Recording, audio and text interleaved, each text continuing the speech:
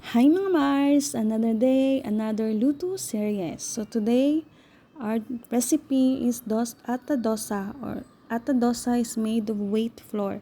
So this is a typical South Indian breakfast. Para ka lang gumagawa ng pancake. Lalagyan mo ng grated onion, corianders, and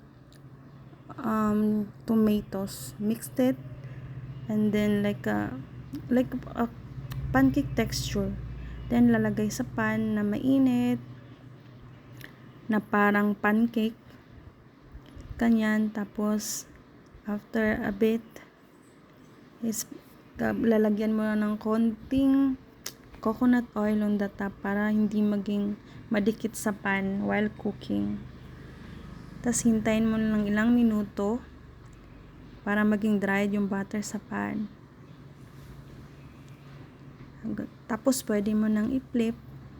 Ganyan. Kung gusto mo pa ng more crispy, so pwede din, it takes a bit minute more. Pero mas masarap kasi siya pag ganyan ng medyo malambot ng konti. So dosa, yan, masarap yan sa chutney. So, yan lang. Yan yung lahat ng nagawa ko. Thank you for watching.